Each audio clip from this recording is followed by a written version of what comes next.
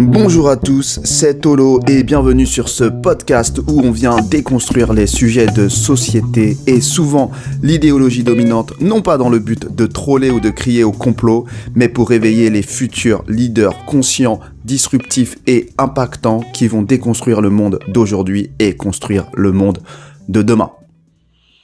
Alors aujourd'hui, encore une fois, j'ai envie de parler de cette affaire Marvel Fitness et je précise encore une fois que je ne parle pas de l'affaire vraiment en soi pour expliquer qu'il est innocent parce que je pense que tous ceux qui écoutent ce podcast savent qu'il y a en tout cas une injustice et je trouve qu'il y a du très bon travail qui circule sur YouTube où on débunk point par point les fausses accusations du camp adverse. Moi ici j'utilise cette affaire pour qu'on comprenne ce qu'il se passe dans ce système.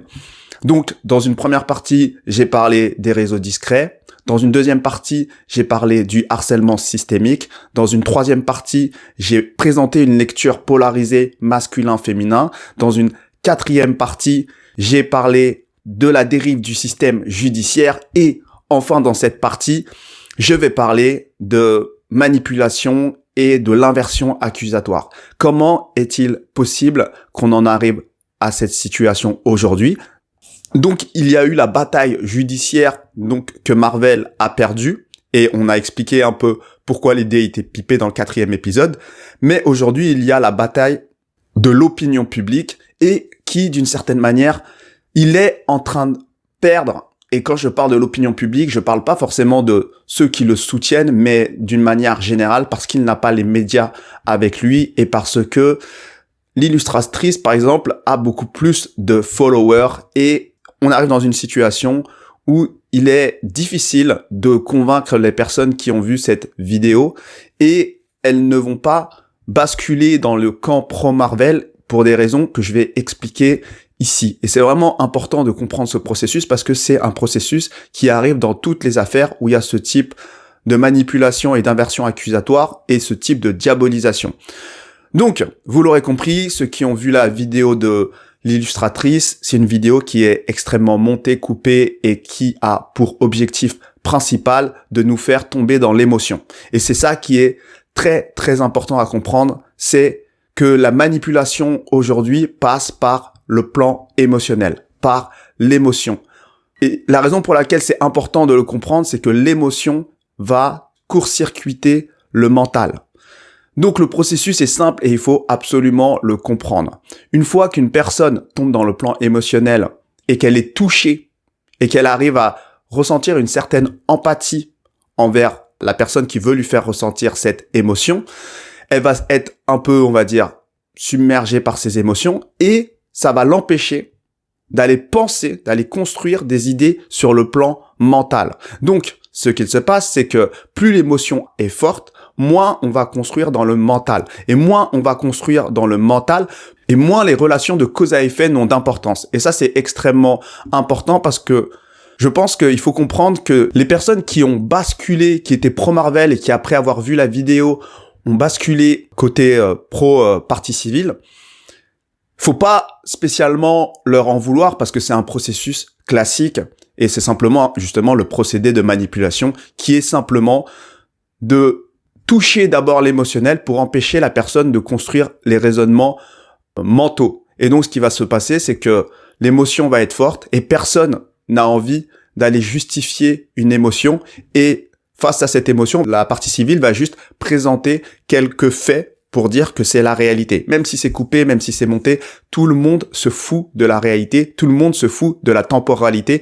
Une personne ne veut pas justifier ses émotions parce que si elle commence à justifier ses émotions et que ça crée une dissonance cognitive dans le mental, eh bien c'est un vrai problème pour elle et c'est un vrai effort et ça met en branle finalement ce qu'elle perçoit de la réalité. Et ça c'est extrêmement important à comprendre parce que on vit dans un monde qui est polarisé émotionnellement. Les médias le savent, les politiques le savent, tout le monde le sait. Et ce qui est intéressant, c'est les femmes le savent d'une manière générale et certains hommes le savent, mais effectivement, c'est quelque chose qui est un procédé extrêmement puissant pour pouvoir faire accepter une réalité pour les raisons que j'ai expliquées tout à l'heure.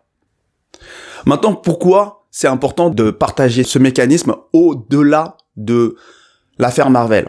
C'est qu'en fait, c'est un processus qui s'applique au niveau individuel, mais c'est surtout puissant parce qu'il est plus facile de rassembler un groupe de personnes, voire une masse, sur une émotion commune que sur des arguments. Parce que, en fait, l'émotion est quelque chose de plus dense, de plus réel, de plus concret, et que justement on ne veut pas expliquer. Et le fait de se rassembler sur une émotion commune, ça rapproche. Et c'est ça qui est très intéressant, c'est que ce qu'elle a réussi à faire, et c'est pour ça que ça, c'est quelque part à un certain niveau, sa vidéo, c'est masterpiece, que ce soit l'illustratrice ou l'autre personne, c'est que finalement, ça permet de fédérer sans que l'on se pose trop de questions, et en même temps, on a des éléments de réalité. Alors que tout le monde sait que la temporalité n'est pas respectée, tout le monde sait que des faits très importants qui sont la cause de certaines actions sont occultés, mais à partir du moment où le plan émotionnel est touché, à partir du moment où l'empathie a été saisie, c'est terminé. Donc maintenant, comment on fait pour créer tout ça? Parce que c'est pas venu comme ça, elle a pas surfé sur rien du tout. Non, elle a surfé sur une situation sociétale où il y a des mouvements qui accusent certaines personnes de victimiser d'autres personnes, et donc il a fallu pour ça créer des archétypes au niveau sociétal pour que ça facilite finalement ce rapport agresseur-victime dans l'inconscient collectif. Et c'est ça qui est très important, c'est que une personne lambda, elle a déjà des préjugés, elle a déjà des archétypes dans sa tête, elle a déjà cette idée que par exemple l'homme est plus violent que la femme, que l'immigré est plus violent que le français de souche, que le puissant est plus sournois que le pauvre. C'est des exemples et c'est des choses qui sont entretenues par la société à travers des raccourcis, à travers des affaires, à travers des instrumentalisations comme celle-là. Et donc on est dans une vague de MeToo, de balance ton porc, d'agression, de harcèlement. Et là, il y a une femme qui se présente, l'illustratrice et l'avocate, qui sont les plus sournois et les plus manipulatrices, qui présentent des faits et qui nous font tomber dans l'émotionnel. Et c'est très, très humain d'avoir de l'empathie quand on regarde ce type de vidéo. Et donc, c'est normal de pouvoir tomber dans l'émotionnel et finalement de rallier leur cause. Et c'est normal. Et ce que je veux dire, c'est que le camp Marvel s'efforce à démontrer la vérité. Mais tout le monde se fout de la vérité. On ne veut pas justifier nos émotions. Ce n'est pas comme ça que ça marche. Ce n'est pas comme ça que l'humain fonctionne. En fait, il faut pouvoir prendre du recul sur l'affaire, transcender cette émotion pour pouvoir voir la réalité au niveau mental et construire l'enchaînement de cause à effet. Mais les gens ne sont pas là parce qu'on les maintient volontairement à travers un battage médiatique, à travers une version des faits qui est tronquée, occultée, erronée dans le plan émotionnel. Et c'est pour cette raison que les pro-Marvel, qui sont pro-Marvel depuis le départ, ne sont pas tombés dans le panneau de la vidéo de l'illustratrice, tout simplement parce qu'ils n'ont pas été touchés. Mais parce qu'ils connaissent la vérité, ils connaissent déjà les vidéos. Donc eux, ce qu'ils ont vu, c'est simplement les faits. Et donc c'est ça qui est très important, c'est de comprendre comment on manipule l'émotion pour toucher le mental, alors qu'en réalité, on doit pouvoir sortir de l'émotion qui est quelque chose de temporaire et de subjectif pour pouvoir juger une situation. Et ce qui est très grave aujourd'hui, c'est que le système fonctionne comme ça et que la justice qui représente l'énergie de la loi, qui représente l'énergie du père, l'énergie du mécanisme de la cause à effet, de la logique, tombe finalement dans le piège de l'émotionnel. Et c'est ça qui fait que le système aujourd'hui est un système, pour moi, en bout de course, parce que là, on arrive à un moment où ce qui représentait finalement l'énergie de la loi ne sert absolument plus à rien. Et je voudrais juste rappeler qu'il faut comprendre un truc, c'est que il y a une relation très importante entre cette lutte contre le patriarcat, et donc, comme je le rappelais, l'énergie du père et l'énergie des faits et du plan mental et de la logique et de cette relation de cause à effet, et ce qu'il se passe aujourd'hui. Nous sommes en train de maintenir la population dans une polarisation émotionnelle volontairement. On empêche les personnes d'avoir leurs propres idées, leurs propres pensées. Et donc, on les maintient dans un plan beaucoup plus émotionnel. Et c'est ça qu'aujourd'hui, on doit se rendre compte quand on regarde des affaires. Je pense pas qu'on doit accuser le camp adverse. C'est humain d'avoir des émotions. Et presque, j'ai envie de dire, celui qui n'a pas d'émotion, zéro émotion, même en voyant la vidéo d'Aline, peut-être qu'il a un problème. Le problème, c'est pas d'avoir des émotions. Le problème, c'est d'être esclave de ces émotions, que notre mental soit esclave de ces émotions et que l'on n'arrive plus à construire des faits qui s'enchaînent logiquement, mais qu'on justifie avec des faits qu'on nous présente au lieu de discerner et de construire le raisonnement. C'est ça le vrai problème. Et ça, c'est très très important parce que finalement, on est mis en esclavage à travers ce processus-là parce qu'on n'arrive plus à voir les faits tels qu'ils sont et on n'arrive plus à construire de pensée logique au-dessus de ces moments un peu émotionnels qui sont finalement normalement temporaires. Et donc ça, c'est un procédé extrêmement important de déstructurer les individus et de créer cette dissonance cognitive pour pouvoir les contrôler. Parce qu'une fois qu'on a contrôlé vos émotions, on a contrôlé vos pensées. Et donc c'est un marqueur extrêmement fort, tous ces combats qui existent aujourd'hui, qui sont extrêmement émotionnels et qui vont à l'encontre de l'énergie de la loi et de l'énergie du père. Et c'est symptomatique de cette lutte contre le patriarcat. Donc ceux qui veulent en savoir plus sur toutes ces notions, allez voir mon podcast sur la voie de l'union sacrée où je parle vraiment de ces notions masculin-féminin en dehors de tout sujet de société. Et donc pour ceux qui ont lu entre les lignes, là où je voulais en venir, c'est que lorsque l'on déstructure les individus et qu'on leur enlève cette capacité de créer des relations de cause à effet, on arrive dans des situations justement où on arrive à construire d'autres réalités et à créer ces inversions accusatoires. Donc, ce n'est pas du tout neutre cette lutte contre le patriarcat parce que c'est déstructurer les relations de cause à effet et c'est créer des déresponsabilisations d'une certaine partie de la population, quelle qu'elle soit. Parce que dans la nouvelle réalité qu'on va créer, il va y avoir des personnes qui vont se déresponsabiliser. Et c'est ça qui est très important à comprendre dans le mécanisme d'aujourd'hui, c'est que on assiste finalement avec cette polarisation émotionnelle, cette lutte contre le patriarcat, à des gens qui n'assument plus ou qui occultent leurs responsabilités dans certaines situations et dans certains faits. Et c'est exactement ce qui est en train de se passer dans cette affaire-là pour ceux qui ont compris. Et en fait, la question, c'est, une fois qu'on a tout ça, c'est qu'est-ce qu'on fait avec tout ça? Qu'est-ce qu'on fait avec ce type de manipulation au niveau individuel et au niveau collectif? Et en réalité, on peut pas faire forcément grand-chose. C'est un travail finalement personnel. Certaines personnes sont polarisées dans l'émotionnel. C'est finalement leur nourriture du quotidien et ils ont besoin de leur shoot émotionnel pour pouvoir vivre dans ce monde injuste et incroyablement injuste, et ça leur permet finalement de se divertir. Et c'est d'ailleurs sur ça qu'on a construit cette société du divertissement. C'est justement pour nous divertir, pour qu'on ne puisse pas voir la réalité telle qu'elle est.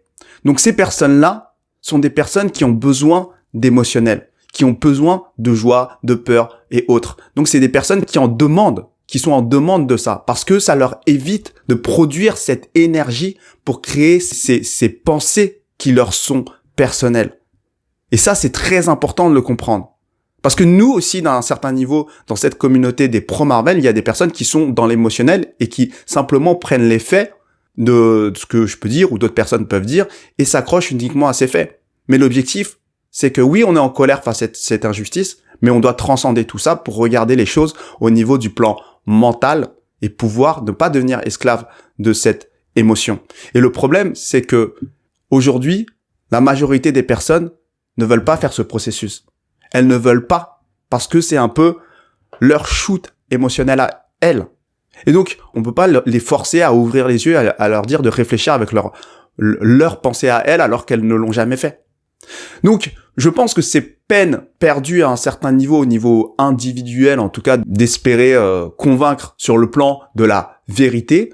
Je pense que des vidéos peut-être plus émotionnelles leur parleraient plus. Moi, c'est pas forcément ce que je vais faire. Moi, je préfère plus m'élever même de cette affaire pour comprendre ce qui se passe.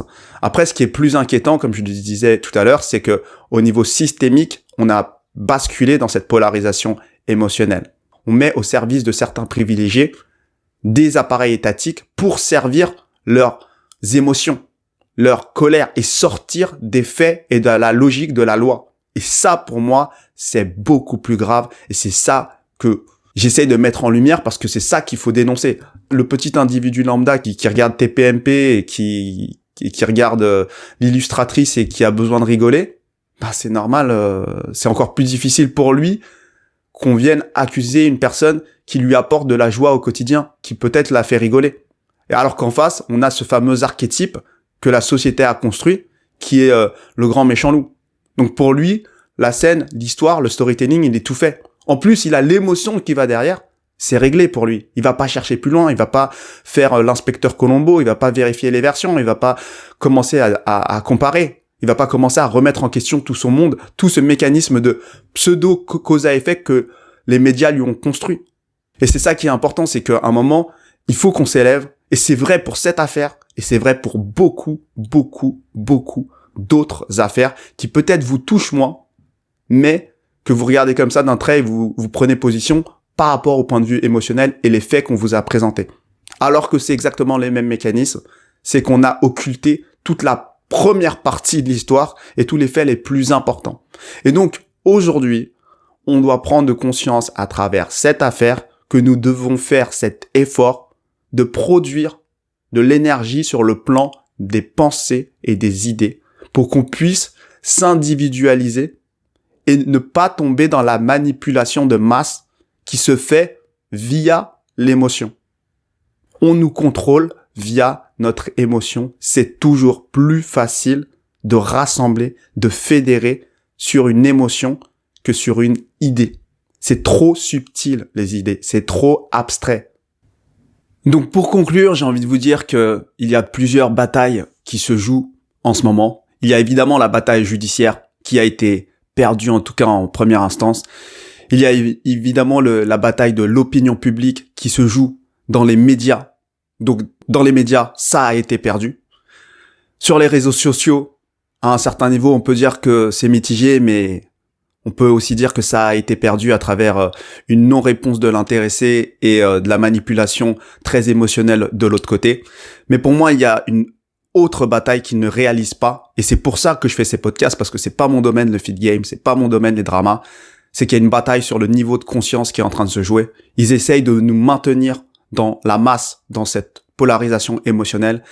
Ils essayent de nous enlever notre discernement, et là, il est temps qu'on s'élève en niveau de conscience et qu'on se serve de cette affaire pour ouvrir les yeux et construire sur le plan mental des idées plus justes pour pouvoir faire émerger une société plus juste. Et quand de plus en plus de personnes vont réaliser cette manipulation émotionnelle à travers tout un système de divertissement et de médias qui nous créent une sorte de fausse réalité pour finalement qu'on ne puisse pas ouvrir les yeux sur la vraie réalité et sur les vraies injustices, tant que ce système sera soutenu par une majorité de personnes, évidemment que ça changera pas.